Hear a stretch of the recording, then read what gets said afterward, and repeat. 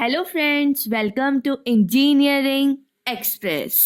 हमने हमारे previous lecture में डिस्कस किया था CPU scheduling concepts, performance criteria, process states, process transition diagram, schedulers, process control block, PCB, process address space, process identification information, threads and their management and scheduling algorithm की हमने first algorithm discuss की थी which was FCFS। आज के इस lecture में हम discuss करेंगे हमारी बाकी scheduling algorithms, multi processor scheduling. तो फ्रेंड्स, स्टार्ट करने से पहले मैं आप सबसे कहना चाहूँगी कि आप अपनी कॉपी और पेन लेकर बैठ जाएं। बीच बीच में हम क्वेश्चन सॉल्व करेंगे, आप भी खुद से वो क्वेश्चंस प्रैक्टिस करके देखें। तो हम आज का लेक्चर स्टार्ट करते हैं विद द टॉपिक SJF। ये हमारी सेकंड स्केड्यूलिंग एल्गोरिथम है। SJF, the shortest job first scheduling algorithm, is a method used by the operating system to manage the order in which processes are executed by the CPU। ये algorithm जो operating system है वो use करता है order manage करने के लिए कि जिस ऑर्डर में प्रोसेस एग्जीक्यूट होंगे यूजिंग CPU। तो वो ऑर्डर को मैनेज करने के लिए जो ऑपरेटिंग सिस्टम है वो इस स्केड्यूलिंग एल्गोरिथम का यूज़ करता है। It is design to minimise the average waiting time for all processes in the queue. इसको स्पेशली इसलिए डिज़ाइन किया गया है ताकि जो सारे प्रोसेसेस हैं उनका एवरेज वेटिंग टाइम हम मिनिमाइज कर सकें। It is of two types. हमारा जो SJF है उसके मेन दो टाइप हैं। पहला है नॉन प्रीएम्प्टिव SJF, सेकंड है प्रीएम्प्टिव SJF। पहले हम डिस्कस करते हैं कि नॉन प्रीएम्प्टिव SJF क्या होता है। In the non-preemptive version of SJF, the operating system schedules processes based on their burst time, which is the time required to complete execution। जो हमारा non-preemptive version है उसमें जो ऑपरेटिंग सिस्टम है वो सारे प्रोसेसेस को स्केड्यूल करता है उनके बर्स्ट टाइम के बेस पे। हमने हमारे लास्ट लेक्चर में भी डिस्कस किया था बर्स्ट टाइम क्या होता है।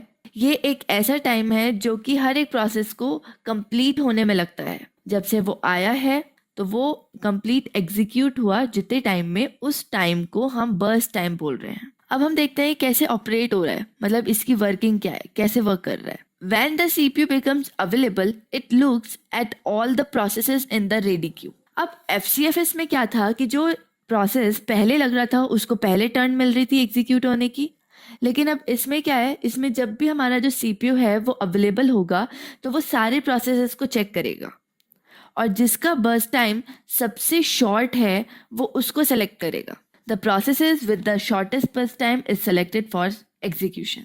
जैसा कि मैंने अभी बताया, जिसका बर्स्ट टाइम सारे प्रोसेसेस में सबसे शॉर्ट होगा वो उसे सेलेक्ट करेगा। Once a process starts running, it keeps the CPU until it finishes। It cannot be interrupted by other processes।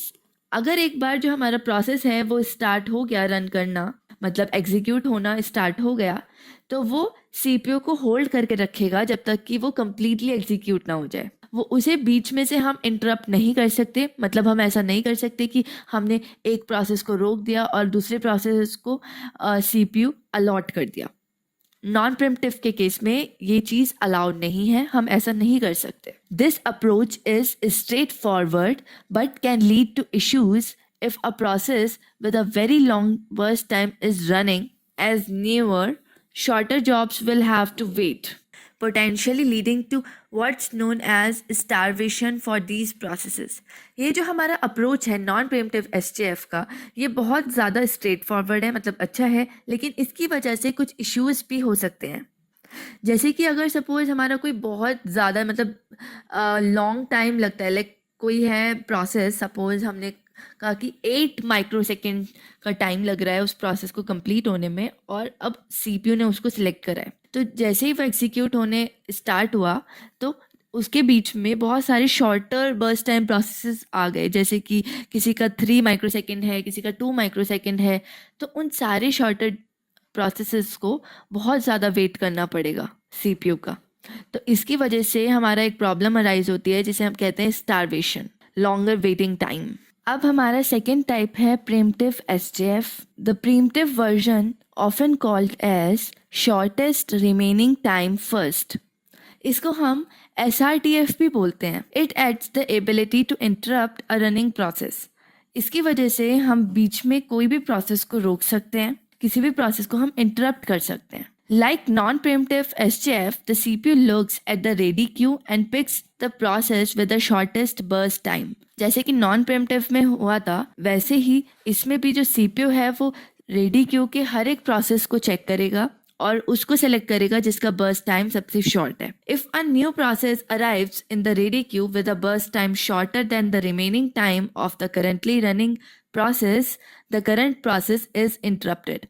अगर हमने जो प्रीवियस केस डिस्कस करा था कि जो हमारा 8 माइक्रोसेकेंड का एक प्रोसेस है वो रन हो रहा है, मतलब एग्जीक्यूट हो रहा है, और उसी के एग्जीक्यूशन के बीच में कोई 3 माइक्रोसेकेंड या 2 माइक्रोसेकेंड का प्रोसेस अराइव करता है, तो हमारे प्रीम्प्टिव के केस में जो लॉन्गर रनिंग प्रोसेस है, मतलब जो एग्जीक्यूट हो रहा है, वो हमारा इंटरप्ट हो जाएगा. मतलब जो CPU है वो उसे स्टॉप करके जो न्यू प्रोसेस है जिनका बर्स्ट टाइम शॉर्ट है वो उनको एग्जीक्यूट करना स्टार्ट कर देगा. The new shorter process takes over the CPU. तो CPU उनको मिल जाएगा. This can continue with the CPU always switching to the process that has the shortest remaining time to completion.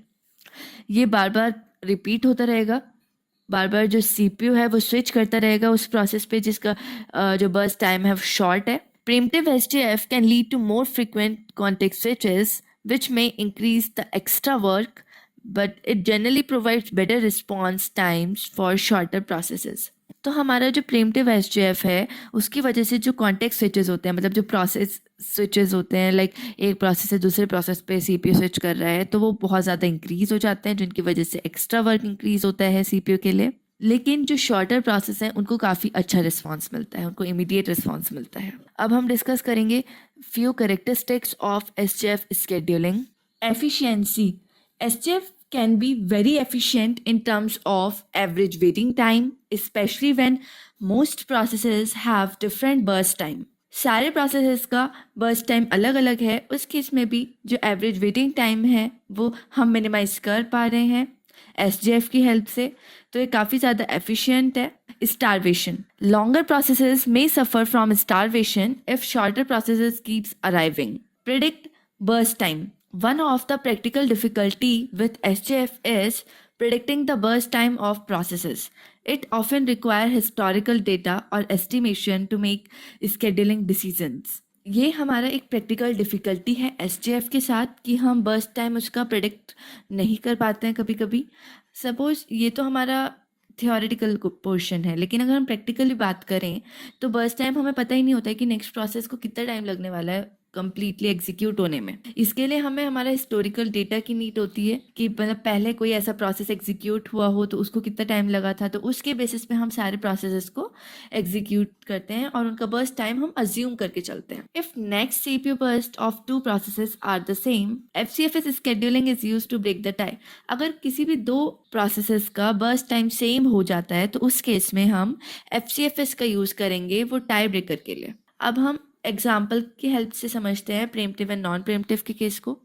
सबसे पहले हमारा आता है प्रीम्प्टिव SJF. हमें प्रोसेसेस दिए हुए हैं, अराइवल टाइम हमें गिवन है, बर्स्ट टाइम गिवन है, एंड हमसे बोला है कि हमें गैंट चार्ट ड्रॉ करना है and average waiting time compare करना है यूजिंग प्रीम्प्टिव एंड नॉन प्रीम्प्टिव SJF. तो दोनों के केस में एवरेज वेटिंग टाइम कितना है हमें वो कंपेयर करना है. तो सबसे पहले हम क्या करेंगे, हम सबसे पहले अपना गैंट चार्ट ड्रॉ करेंगे. प्रीम्प्टिव के केस में समझ लेते हैं हमने कैसे गैंट चार्ट को ड्रॉ करा है. स्टेप बाय स्टेप प्रोसेस है. Step 1, P1 started executing at as it has shortest arrival time and its BT is 7 microsecond. मैं यहाँ पर एक पॉइंट और क्लियर करना चाहती हूँ आपको. हम हमेशा उस प्रोसेस को सबसे पहले सेलेक्ट करेंगे जिसका अराइवल टाइम सबसे कम होगा, लाइक 0 हो या 1 हो, हम उस प्रोसेस को सिलेक्ट करेंगे. तो यहाँ पर हमने P1 को सिलेक्ट करा क्योंकि उसका अराइवल टाइम सबसे कम है, वो 0 पे एंटर हुआ है सिस्टम में, तो हमने उसको सिलेक्ट कर लिया. सेकेंड स्टेप है कि हम P2 arrives at 2 microsecond and its BT is 4 microsecond, and at this point P1 remaining PT is 5 microsecond. So P2 is shortest, therefore P1 will preempt. अब क्या हो रहा है कि हमने P1 को स्टार्ट करा एग्जीक्यूट करना, लेकिन 2 माइक्रोसेकेंड पे P2 अराइव होता है सिस्टम में और P2 का बर्स्ट टाइम है 4 माइक्रोसेकेंड और उस पॉइंट पे जो हमारा P1 है उसका बर्स्ट टाइम है 5 माइक्रोसेकेंड. तो हम दोनों के बर्स्ट टाइम को कंपेयर करते हैं. तो हमारा जो P2 है उसका बर्स्ट टाइम शॉर्टर है, तो इसलिए जो P1 है वो हमारा प्रीएम्प्ट हो जाएगा, मतलब बीच में स्टॉप हो जाएगा और P2 एग्जीक्यूट होना स्टार्ट हो जाएगा. Step 3. P3 arrives at 4 microsecond and its burst time is 1 microsecond. At this point, P2 remaining burst time is 2 microsecond. Therefore, P2 will preempt and P3 will start it. अब क्या होगा? अब P2 execute करना start करा, then हमारे 4 microsecond पे P3 arrive करा system में. उस पॉइंट पे जो P2 है उसका रिमेनिंग टाइम, मतलब कितना और टाइम उसको लगेगा एग्जीक्यूट होने में, वो टाइम था 2 माइक्रोसेकेंड का. P1 का था 5 माइक्रोसेकेंड और P3 का बर्स्ट टाइम था 1 माइक्रोसेकेंड. हम प्रीवियस सारे प्रोसेसेस को कंपेयर करते चलेंगे साथ साथ. तो अब इस पॉइंट पे जो P1 और जो P2 है उनके burst time as compare to P3 वो लॉन्गर है, इसलिए अब P2 भी हमारा इंटरप्ट हो जाएगा यानी कि प्रीएम्प्ट हो जाएगा और P3 स्टार्ट हो जाएगा एग्जीक्यूट होना. Step 4. P3 will completely executed because its BT is 1 microsecond and P4 arrives at 5 microsecond. अब जो हमारा प्रोसेस 3 था उसको 1 सेकेंड ही लगा कंप्लीट होने में, तो वो कम्प्लीटली एग्जीक्यूट हो गया क्योंकि अब जो हमारा नेक्स्ट प्रोसेस है वो 5th माइक्रोसेकेंड पे आया यानी कि P3 के कंप्लीट होने के बाद. अब हमारा जो P4 अराइव होता है वो होता है हमारा 5 माइक्रोसेकेंड पे and its BT is 4 microsecond. Now we'll compare all the processes BT and shortest one will execute which is P2. अब हमने प्रीवियस सारे प्रोसेसेस के बर्स्ट टाइम को कंपेयर करा, मतलब जितना भी टाइम उनका लेफ्ट था कंप्लीट होने में. जैसे कि हमारा P4 का था 4 माइक्रोसेकेंड, P2 का 2 माइक्रोसेकेंड एंड P1 का 5 माइक्रोसेकेंड. अब इन तीनों को कंपेयर करा हमने, उसमें हमारा जो P2 है उसका सबसे शॉर्टर टाइम है, तो अब P2 एग्जीक्यूट होगा. अब P2 जो है हमारा वो कम्प्लीटली एग्जीक्यूट हो जाएगा क्योंकि अब कोई भी न्यू प्रोसेस नहीं आ रहा है, तो ये बीच में प्रीएम्प्ट नहीं होगा. Step 6. Now we will compare the remaining BT and P4 will execute completely. अब जो बचे हुए दो प्रोसेस हैं हमारे P4 एंड P1, अब हम उन दोनों को कंपेयर करेंगे. तो हमारा जो P4 है उसको 4 माइक्रोसेकेंड टाइम लग रहा है कंप्लीट होने में और जो हमारा P1 है उसको 5 माइक्रोसेकेंड टाइम लग रहा है कंप्लीट होने में. तो जो हमारा P4 है उसका बर्स्ट टाइम शॉर्ट है, इसलिए अब वो कम्प्लीटली एग्जीक्यूट होगा पहले, उसके बाद जो हमारा P1 है वो कम्प्लीटली एग्जीक्यूट होगा. तो हमारा फाइनल गैंट चार्ट बन के रेडी हो जाता है. अब हम गैंट चार्ट की हेल्प से हर एक प्रोसेस का कंप्लीशन टाइम नोट डाउन करेंगे. प्रोसेस कंप्लीशन टाइम P1 का है 16 माइक्रोसेकेंड क्योंकि वो 16th माइक्रोसेकेंड पे कंप्लीट हुआ, तो इसलिए इसका कंप्लीशन टाइम 16 माइक्रोसेकेंड है. P2 का कंप्लीशन टाइम 7 माइक्रोसेकेंड है, P3 का 5 एंड P4 का 11. तो ये सारे प्रोसेस जिस पॉइंट पे कंप्लीट हुए हैं वही इनका कंप्लीशन टाइम होगा. अब हम सारे प्रोसेसेस का टर्न अराउंड टाइम और वेटिंग टाइम कैलकुलेट करेंगे.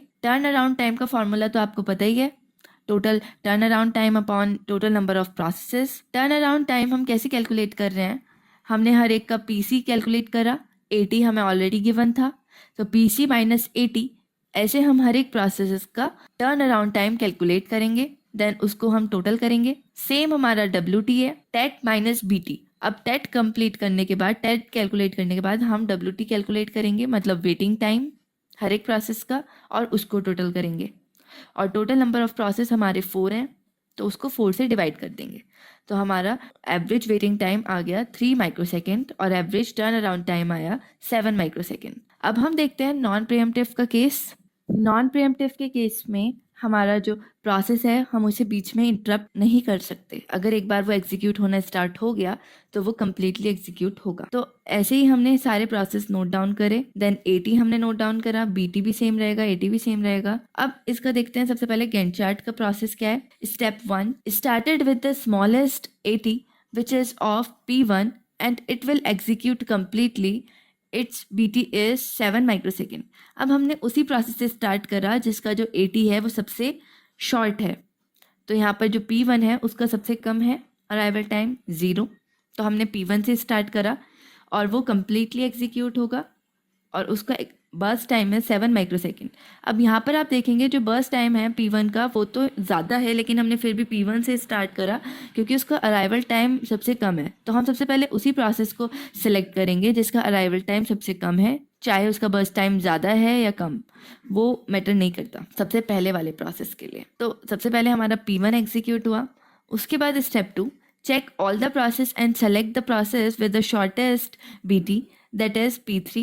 It will execute completely. अब P1 के बाद एज इट इज़ हमने सारे प्रोसेसेस चेक करे जिनका BT टाइम सबसे कम है, हम उस प्रोसेस को सेलेक्ट करेंगे। तो जो हमारा P3 है उसका बर्स्ट टाइम सबसे कम है 1 माइक्रोसेकेंड, इसलिए अब P3 हमारा एग्जीक्यूट होगा। Step 3, again check all the processes and select the one which has shortest burst time, but now both process P2 and P4 have same burst time, so we will apply FCFS and select P2. अब हम देखेंगे बाकी जो process है P2 and P4।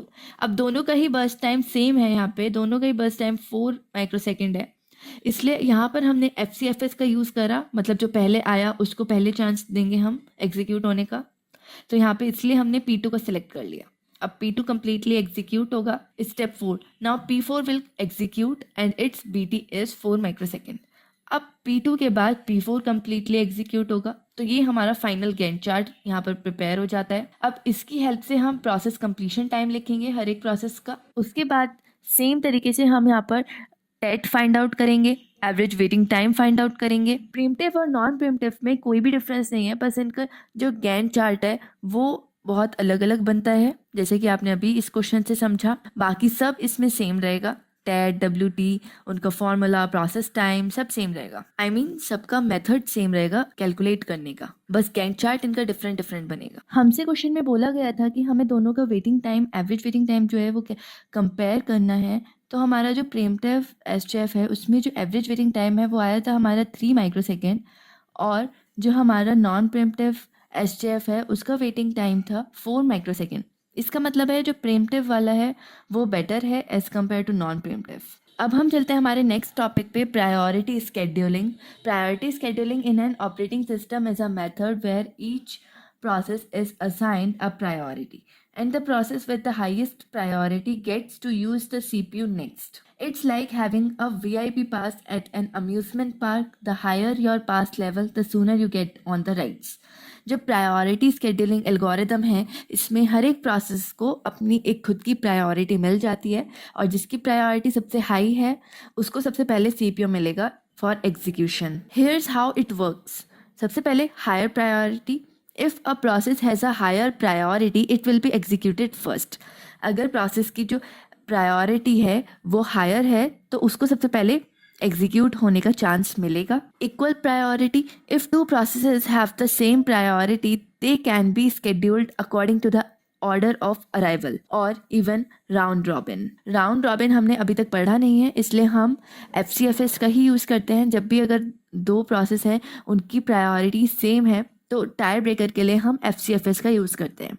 हमारे जो priority scheduling algorithm है ये भी 2 टाइप्स की है, preemptive and non preemptive. In preemptive priority scheduling, if a new process arrives with a higher priority than the current running process will be stopped and the CPU will be given to the newer process. इसमें preemptive वाले case में क्या होता है, अगर कोई हमारा process execute हो रहा है और उसके एग्जीक्यूशन के बीच में कोई नया प्रोसेस आता है जिसकी जो प्रायोरिटी है वो हायर है उसके कंपैरिजन में जो एग्जीक्यूट हो रहा है, तो जो हमारा जो एग्जीक्यूट हो रहा है प्रोसेस वो स्टॉप हो जाता है और न्यू वाले प्रोसेस को हम CPU अलॉट कर देते हैं। सेकंड हमारा है non preemptive. Non preemptive priority scheduling में क्या होता है, the CPU will not take away the running process until it finishes even if a higher priority process arrives. अगर कोई हायर प्रायोरिटी प्रोसेस आता भी है किसी प्रोसेस के एग्जीक्यूशन के बीच में तो भी हम CPU को डी एलोकेट नहीं कर सकते उसके कंप्लीट होने से पहले। अब हम क्वेश्चन की हेल्प से देखते हैं प्रीम्प्टिव एंड नॉन प्रीम्प्टिव का केस। पहले हम नॉन प्रीम्प्टिव का केस देखते हैं। हमें प्रोसेस गिवन है, इसमें हमें अराइवल टाइम गिवन नहीं है। ऐसा भी हो सकता है कि अराइवल टाइम गिवन ना हो, तो हम अराइवल टाइम 0 लेके चलते हैं और बर्स्ट टाइम हमारा गिवन है, प्रायोरिटी गिवन है। तो सबसे पहले हमारी सबसे हायर प्रायोरिटी है प्रोसेस 2 की, जो कि है 1। हमने यहाँ पे अराइवल टाइम सबका 0 माना है, तो हम किसी भी प्रोसेस को ले सकते थे जिसका बर्स्ट टाइम शॉर्ट हो, हम उसको भी ले सकते थे, लेकिन ये हमारा प्रायोरिटी स्केड्यूलिंग एल्गोरिदम है, इसलिए यहाँ पे हम प्रायोरिटी के अकॉर्डिंग ही प्रोसेस को सेलेक्ट करते हैं। तो सबसे पहले हमने फर्स्ट प्रायोरिटी जिसकी है उस प्रोसेस को सिलेक्ट करा। अब ये नॉन प्रीएम्प्टिव का केस है, तो ये बीच में इंटरप्ट नहीं होगा, तो जो हमारा प्रोसेस 2 है वो कंप्लीटली एग्जीक्यूट होगा। उसके बाद हमारी प्रायोरिटी आती है प्रोसेस 5 की, तो प्रोसेस 5 एग्जीक्यूट होगा, देन प्रोसेस 1, देन 3, देन 4। तो हमारा ये गैंट चार्ट प्रिपेयर्ड होता है। अब इसकी हेल्प से हम सबका process completion time note down करेंगे, देन टेट फाइंड करेंगे एंड देन WD। अब हमारा जो एवरेज वेटिंग टाइम है, एवरेज टर्न अराउंड टाइम है, उसको कैलकुलेट करने का जो फॉर्मूला है, जो मेथड है, वो तो सेम ही रहेगा। बस सब में हमारा जो गैंट चार्ट है उसको कैलकुलेट करने का जो मेथड है वो चेंज हो रहा है। अब हम बात करते हैं प्रीएम्प्टिव प्रायोरिटी की। अब प्रीएम्प्टिव प्रायोरिटी के केस में हमारे सारे प्रोसेसेस गिवन है, अराइवल टाइम गिवन है, बर्स्ट टाइम गिवन है, और हर एक प्रोसेस के लिए एक पर्टिकुलर प्रायोरिटी गिवन है। अब हमारा जो अराइवल टाइम है सबसे कम वो है P1 का, तो स्टार्ट हम P1 से ही करेंगे। चाहे उसकी जो प्रायोरिटी है वो कम है, लेकिन फिर भी हम P1 से ही स्टार्ट कर रहे हैं क्योंकि उसका जो अराइवल टाइम है वो सबसे कम है। तो सबसे पहले प्रोसेस के लिए हम अराइवल टाइम देखते हैं। अब P1 स्टार्ट हुआ एग्जीक्यूट होना, तो P1 एग्जीक्यूट हो ही रहा था कि फिर हमारा 2 माइक्रोसेकेंड पे P4 एंटर होता है और उसकी प्रायोरिटी 1 है। हमारी जो P1 है उसकी प्रायोरिटी 2 थी, इसलिए अब हमारा जो P4 है वो स्टार्ट हो जाएगा एग्जीक्यूट होना। P1 का हमारा रिमेनिंग टाइम 9 माइक्रोसेकेंड बचा। अब P4 का जो बर्स्ट टाइम है वो 10 माइक्रोसेकेंड है, तो P4 अब स्टार्ट हो जाएगा। हम इसमें बर्स्ट टाइम के अकॉर्डिंग नहीं देख रहे हैं, हम प्रायोरिटी के अकॉर्डिंग देख रहे हैं। अब P4 स्टार्ट हुआ एग्जीक्यूट होना, फिर P4 एग्जीक्यूट हो ही रहा था कि फिर हमारा 5th माइक्रोसेकेंड पे P2 एंटर हो गया। अब उसकी जो प्रायोरिटी है वो सबसे हाई है, जो कि है 0। तो अब हमारा जो P4 है वो प्रीएम्प्ट हो जाएगा और P2 स्टार्ट हो जाएगा एग्जीक्यूट होना। अब 0 से ज़्यादा बड़ी तो कोई और प्रायोरिटी है नहीं पूरे सिस्टम में, इसलिए जो P2 है वो कम्प्लीटली एग्जीक्यूट होगा। अब P2 जैसे कम्प्लीटली एग्जीक्यूट हुआ, तो अब 0 के बाद हमारी प्रायोरिटी 1 है, तो P4 कम्प्लीट एग्जीक्यूट होगा। उसके बाद हमारा जो प्रायोरिटी है वो P3 की है, तो P3 एग्जीक्यूट होगा, देन P5 एग्जीक्यूट होगा। तो इस तरीके से हमारे सारे प्रोसेस एग्जीक्यूट होंगे। पहले P1 हुआ, उसके बाद फिर P4 आ गया सिस्टम में, इसलिए P1 जो है वो प्रीएम्प्ट हो गया।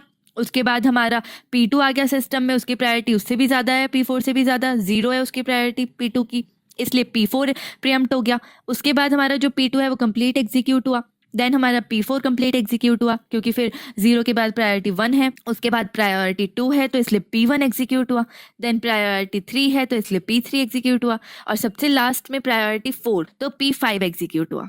तो इस तरीके से हमारा पूरा गैंट चार्ट बना है। अब गैंट चार्ट की हेल्प से हमने प्रोसेस कंप्लीशन टाइम लिखा हर एक प्रोसेस का, P1 का, P2 का, P3 का, P4 का, P5 का। उसके बाद हमने हर एक प्रोसेस के लिए टर्न अराउंड टाइम कैलकुलेट करा, PC-80।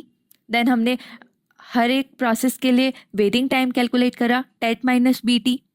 देन हमने एवरेज वेटिंग टाइम निकाला, total waiting time upon total number of process. तो हमारा इस केस में एवरेज वेटिंग टाइम आया 29 माइक्रोसेकेंड। एक और क्वेश्चन दिया है मैंने, आप खुद से ट्राई करके देखिएगा, खुद से सॉल्व कीजिएगा, मेथड सेम है एंड इसका सॉल्यूशन भी मैंने आपको दे रखा है। तो आई डोंट थिंक कि कोई प्रॉब्लम होनी चाहिए। फिर भी आपको कोई इश्यू आता है इसे सॉल्व करने में तो आप कमेंट करके बता सकते हैं। Priority scheduling can be very efficient but it has to be managed carefully to avoid starvation. जो प्रायोरिटी स्केड्यूलिंग है वो काफ़ी ज़्यादा एफिशिएंट है, लेकिन इसको हमें बहुत केयरफुली मैनेज करना होगा ताकि हम अवॉइड कर सकें स्टारवेशन को। स्टारवेशन क्या होता है? Starvation is a state where lower priority process wait indefinitely, और हम कह सकते हैं infinitely, if higher priority process keep coming। अगर जो ज़्यादा प्रायोरिटी के प्रोसेस हैं वो आते रहेंगे सिस्टम में, तो जो लो प्रायोरिटी प्रोसेस हैं उन्हें बहुत बहुत ज़्यादा वेट करना पड़ेगा, तो उसी स्टेट को हम स्टारवेशन कहते हैं। Solution of this problem is ageing. इस प्रॉब्लम का सॉल्यूशन है ageing. It is a technique of gradually increasing the priority of process that wait in the system for long time. तो ये एक ऐसी टेक्निक है जिसकी हेल्प से हम ग्रेजुअली मतलब स्लोली हम जो प्रायोरिटी है, जो वेटिंग प्रोसेस है, उनकी जो प्रायोरिटी है वो इंक्रीज करते रहते हैं, जो बहुत टाइम से वेट कर रहे हैं सिस्टम में। अब नेक्स्ट हमारा स्केड्यूलिंग एल्गोरिदम है round robin scheduling algorithm. Round robin scheduling is a fair CPU scheduling algorithm used by the operating system. It's like a game of musical chairs where each process gets to sit for a short time called a time quantum. When the music stops, the current process goes back to the end of the line and the next process gets a turn. तो जो round robin है वो एक musical chair की तरह है। इसमें क्या होता है, एक टाइम फिक्स हो जाता है। फॉर एग्जाम्पल यहाँ पर हमारे पास 5 यूज़र्स हैं, तो CPU ने एक टाइम फिक्स कर दिया कि 2 माइक्रोसेकेंड ही वो एक बारी में किसी को टाइम देगा। तो पहले यूज़र 1 की चांस आई, उसको 2 माइक्रोसेकेंड मिला, फिर यूज़र 1 चला गया लास्ट में, फिर यूज़र 2 की चांस आई, उसको 2 माइक्रोसेकेंड मिला, फिर यूज़र 3 को, फिर 4 को, फिर 5 को, और अगेन ये साइकिल चलती गई कि पहले 1 को, फिर 2 को, फिर 3 को, 4 को, 5 को, और ये साइकिल रिपीटेडली चलती रहेगी जब तक कि सारे यूज़र्स का वर्क जो है वो कंप्लीट नहीं हो जाता। तो इस तरीके से एक फेयर चांस मिलेगा हर एक प्रोसेस को, ना किसी को ज़्यादा वेट करना पड़ेगा, ना ही बार बार किसी को इंटरप्ट होना पड़ेगा। तो ये काफ़ी अच्छा मेथड है for CPU scheduling. Here's how it works. Time quantum. Each process is given a fixed time to run called a time quantum. Time quantum का मतलब है कि हर एक प्रोसेस को एक फिक्स टाइम दे दिया गया है कि उसको इतना ही एग्जीक्यूट होना है एक बारी में। Order. Processes are placed in a queue in the order they arrive. जैसे जैसे प्रोसेस आते रहेंगे वो उसी ऑर्डर में प्लेस होते रहेंगे क्यू में। Rotation. When a process time quantum is up, if it's not finished it goes to the end of the queue. अगर सपोज एक प्रोसेस है, उसका टाइम क्वांटम फिनिश हुआ लेकिन अभी उसका वर्क फिनिश नहीं हुआ, मतलब वो कम्प्लीटली एग्जीक्यूट नहीं हुआ, तो वो रो में सबसे लास्ट में जाके लग जाएगा, जो क्यू है उसमें सबसे लास्ट में जाके लग जाएगा, क्योंकि जब दोबारा साइकिल स्टार्ट होगी तब उसका चांस आएगा। Continuation. The next process in the Q starts running for its time quantum. ये कंटिन्यूसली वर्क करता रहेगा, ये वेट नहीं करेगा किसी प्रोसेस का। अब जैसे ही एक प्रोसेस का टाइम क्वांटम फिनिश हुआ तो दूसरा प्रोसेस स्टार्ट हो जाएगा रन करना। Completion. This continuous until all the processes are finished. ये साइकिल जो है वो कम्प्लीटली चलती रहेगी, कॉन्टिन्यूसली चलती रहेगी जब तक कि जो सारे प्रोसेस हैं वो कम्प्लीटली एग्जीक्यूट ना हो जाए। अब हम एक एग्जांपल के थ्रू समझते हैं कि ये वर्क कैसे कर रहा है। प्रोसेसेस गिवन है, इस वाले क्वेश्चन में भी हमारा जो अराइवल टाइम है वो गिवन नहीं है, तो हम उसे 0 लेके चलेंगे हर एक प्रोसेस के लिए। हमारा बर्स्ट टाइम गिवन है और हमें इसमें कैलकुलेट करना है average turnaround time, average waiting time, CPU utilisation and throughput. और हमें इसमें टाइम क्वांटम दिया हुआ है 4 मिलीसेकेंड, मतलब एक प्रोसेस 4 मिलीसेकेंड के लिए ही चलेगा एक बार में। तो सबसे पहले P1 है क्यू में, तो सबसे पहले हमारा P1 स्टार्ट हुआ रन करना। जो जैसे लग रहा है क्यू में वो वैसे ही एग्जीक्यूट होगा। तो सबसे पहले P1 स्टार्ट हुआ एग्जीक्यूट होना, वो 4 मिलीसेकेंड के लिए चला, उसके बाद वो लास्ट में जाके लग गया, मतलब P3 के बाद। उसके बाद P2 स्टार्ट हुआ, उसको 3 माइक्रोसेकेंड का ही काम था, तो इसलिए वो 3 ही माइक्रोसेकेंड लेगा। जो 4 मिलीसेकेंड है तो वो हमारा मैक्सिमम टाइम है कि एक बारी में उसे मैक्सिमम इतना ही टाइम मिलेगा। ऐसा नहीं है कि अगर किसी को कम टाइम चाहिए तो उसे पूरा ही टाइम लेना पड़ेगा या फिर वो कैसे बीच में स्टक हो जाएगा, ऐसा नहीं है। अगर किसी को कम टाइम चाहिए तो उसे कम टाइम मिलेगा। जैसे P2 है, उसे 3 मिलीसेकेंड का ही काम है, तो वो 3 मिलीसेकेंड ही लेगा, 4 मिलीसेकेंड नहीं लेगा, तो इसलिए वो चला 4 से 7। उसके बाद P3 है, P3 को भी 3 मिलीसेकेंड का ही काम है, तो वो चला 7 से 10 और कंप्लीट हो गया। इसके बाद P1 दोबारा 4 मिलीसेकेंड चला, देन दोबारा हमारा सारे प्रोसेस हो चुके हैं तो दोबारा फिर P1 ही चला, देन P1। ऐसा नहीं है कि एक बार में ही कम्प्लीटली एग्जीक्यूट हो जाएगा। अगर मतलब P1 बचा है तो वो कम्प्लीटली एक ही बारी में एग्जीक्यूट हो जाएगा, वो भी टाइम क्वांटम के हिसाब से ही एग्जीक्यूट होगा, एक एक करके। एक बार में 4 millisecond, then again 4 millisecond, then again 4 millisecond. तो ये हमारा गैंट चार्ट यहाँ पर प्रिपेयर होता है राउंड रॉबिन के लिए। अब इसके अकॉर्डिंग हम प्रोसेस कंप्लीशन टाइम लिखेंगे हर एक प्रोसेस के लिए। देन आपको पता ही है एवरेज टर्न अराउंड टाइम कैसे कैलकुलेट करते हैं, एवरेज वेटिंग टाइम कैसे कैलकुलेट करते हैं, CPU यूटिलाइजेशन कैसे कैलकुलेट करते हैं एंड थ्रूपुट कैसे कैलकुलेट करते हैं। अगर आपने मेरा लास्ट लेक्चर अच्छे से देखा है तो आपको ये बहुत अच्छे से समझ आ गया होगा। एक क्वेश्चन मैंने दे रखा है, ये आप खुद से प्रैक्टिस कीजिएगा। कोई भी प्रॉब्लम आपको आती है, कोई भी डाउट है तो आप कमेंट करके पूछ सकते हैं। Round robin is great because it's fair and simple. जो राउंड रॉबिन मेथड है वो काफ़ी अच्छा है क्योंकि ये फेयर चांस प्रोवाइड करता है हर एक प्रोसेस को और बहुत सिंपल है एग्जीक्यूट करना।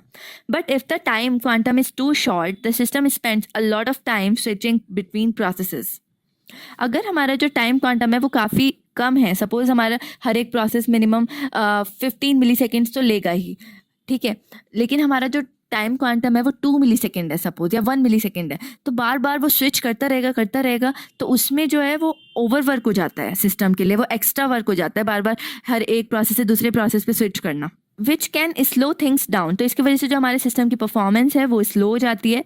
If it's too long it starts to act like first come first serve scheduling which can lead to longer wait time for some processes। अगर ये बहुत ज़्यादा है, मतलब बार बार हो रहा है या कोई प्रोसेस काफ़ी ज़्यादा टाइम ले रहा है, तो ये जो एट द एंड है हमारा जो राउंड रॉबिन है वो FCFS की तरह स्टार्ट कर देता है काम करना, तो जिसकी वजह से कुछ प्रोसेस को बहुत देर तक वेट करना पड़ जाता है। अब हमारा नेक्स्ट टॉपिक आता है multi processor scheduling. In a system with more than one processor, multiprocessor scheduling is important because it allows for load sharing। एक ऐसे सिस्टम है जिसमें एक से ज़्यादा प्रोसेसर है, मतलब एक से ज़्यादा CPU है, उसमें मल्टी प्रोसेसर स्केड्यूलिंग जो है वो बहुत इंपॉर्टेंट हो जाती है because it allow for load sharing. ये लोड शेयरिंग को अलाउ करती है। This means that the workload is distributed among different CPUs, which can significantly improve the system's performance and efficiency. जो पूरा का पूरा वर्कलोड है वो एक CPU पे ना होके अलग अलग CPU पे डिस्ट्रीब्यूट हो जाता है, तो जिसकी वजह से जो पूरा परफॉर्मेंस है सिस्टम की वो काफ़ी ज़्यादा इंप्रूव होती है, काफ़ी ज़्यादा इंक्रीज़ हो जाती है और जो सिस्टम है वो काफ़ी ज़्यादा एफिशिएंट बन जाता है। हाउ इट वर्क्स, अब देखते हैं इसकी वर्किंग क्या है। सबसे पहला पॉइंट है load sharing. Multiple CPUs share the workload allowing various processes to run at the same time.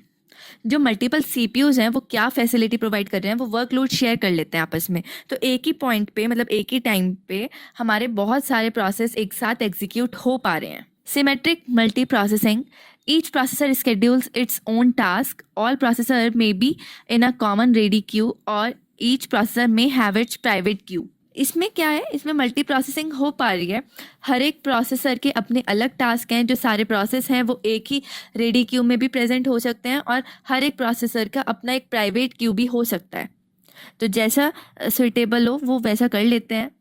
Asymmetric multi processing, one processor the master server handles all the scheduling decisions and input output processing while the other processor execute user code.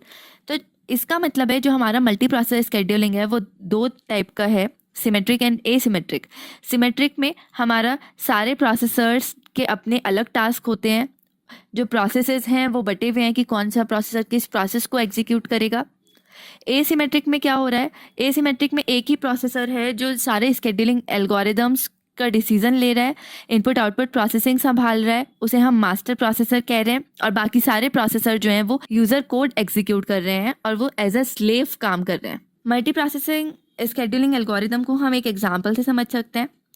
आप imagine कीजिए एक busy airport जिसके पास बहुत सारे runways available हैं, तो एक ही point पे, मतलब एक ही टाइम पे बहुत सारे प्लेन जो हैं वो टेक ऑफ हो सकते हैं, बहुत सारे प्लेन्स लैंड हो सकते हैं, लेकिन अगर एक ही रनवे प्रेजेंट है एयरपोर्ट पे तो इसमें बहुत दिक्कत होगी, बहुत सारी फ्लाइट्स जो हैं वो डिले होंगी, एक एक करके ही टेक ऑफ होगा, एक एक करके ही लैंड होगा, तो इसमें बहुत सारी प्रॉब्लम्स आ सकती हैं। In computing multi processor scheduling algorithm aim to achieve similar efficiency by assigning tasks to CPUs in a way that maximize the performance and minimize time needed to complete all tasks। तो computer में जो multi processing scheduling algorithm है उसका M ये होता है कि वो जो हमारी परफॉर्मेंस है उसको मैक्सिमाइज करे और जो वेटिंग टाइम है उसे मिनिमाइज करे by assigning the task to CPU। हर एक CPU को उसके अपने टास्क असाइन करके वो वेटिंग टाइम को रिड्यूस कर सकती है और जो परफॉर्मेंस है उसे मैक्सिमाइज कर सकता है। अब देखते हैं इसके advantage and disadvantages. Load sharing, increase throughput and reliability। Load sharing, multiple CPUs can share the workload allowing or simultaneous processing of multiple tasks which improves the system performance and efficiency। बहुत सारे CPU आपस में मिलके जो workload है वो share कर लेते हैं, तो जिसकी वजह से हमारी जो सिस्टम परफॉर्मेंस है वो काफ़ी ज़्यादा इंक्रीज़ हो रही है, और बहुत सारे CPU हैं इसलिए कम टाइम में ज़्यादा टास्क कंप्लीट हो पा रहे हैं, तो जिसकी वजह से जो थ्रूपुट है वो इंक्रीज़ हो रहा है। reliability. If one processor fails, the other can continue working, which increase the overall system reliability. तो हम इस सिस्टम पर ट्रस्ट कर सकते हैं, ये ट्रस्टवर्दी बन रहा है, क्योंकि अगर कोई एक CPU फेल होता है तो बाकी सारे अपना काम कंटिन्यूसली करते रहेंगे, तो जिसकी वजह से जो सिस्टम की रिलायबिलिटी है वो काफ़ी ज़्यादा इंक्रीज हो रही है. अब देखते हैं डिसएडवांटेजेस. कॉम्प्लेक्सिटी, ये जो सिस्टम है थोड़ा सा कॉम्प्लेक्स है समझने में. Synchronisation, processes may need to synchronise access to share resources. तो इसमें सिंक्रोनाइजेशन की हेल्प हमें चाहिए होगी, क्योंकि बहुत सारे रिसोर्सेज हैं, मतलब बहुत सारे प्रोसेसेस हैं, तो वो मे बी कुछ रिसोर्सेज शेयरेबल हैं तो उनको एक ही टाइम पे एक्सेस करने की ट्राई करेंगे, क्योंकि वो एक ही टाइम पे एग्जीक्यूट हो रहे हैं. तो इसकी वजह से हमें सिंक्रोनाइजेशन इसमें यूज़ करना होगा to avoid this deadlock type problem, या फिर to avoid data loss. Cost, ये काफ़ी ज़्यादा कॉस्टली है क्योंकि हम इसमें काफ़ी सारे प्रोसेसर्स को यूज़ कर रहे हैं. तो आज का ये लेक्चर हम यहीं पर फिनिश करते हैं. आपको कोई भी प्रॉब्लम हो, कोई भी क्वेरी हो, कोई भी डाउट हो आज के लेक्चर को लेके, तो आप कमेंट करके पूछ सकते हैं. Please like, share and subscribe our channel Engineering Express. Thank you everyone.